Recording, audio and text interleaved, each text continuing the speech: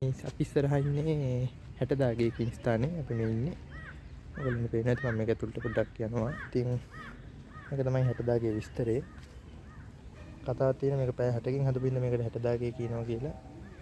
60 දාගේ පූර්ව ලිපි අපි ඔහොම ඉස්සරහට යමු. ඉතින් මම දවසක මේක සම්පූර්ණ ෆුල් වීඩියෝ එකක් කරනවා. මේ ඇස්සේ අපි ටක් මේක ඇස්සට යමු. ගුණට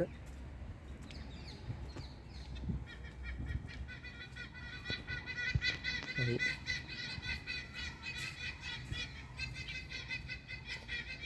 මේක තමයි 60 දාගේ අභ්‍යන්තරය.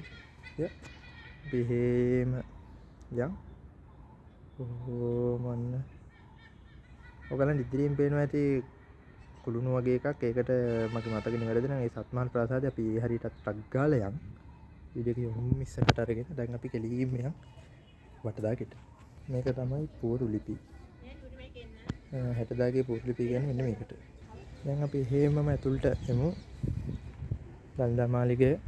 ඉතින් සඳකඩ පහන එහෙම මේ හරියට බලමු. ඉතින්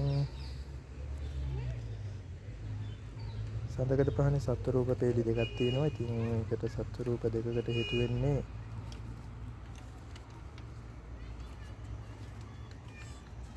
හේතුවක් තියෙනවා. අද පොළොන්නරුවේදී ගවය පූජනීය සත්වයකින්ද සඳකඩ පහනේ ගවය ඉඳපු සත්‍ය ගවය කියන සත්‍ය අයින් කරලා තියෙනවා. ඉතින් තමයි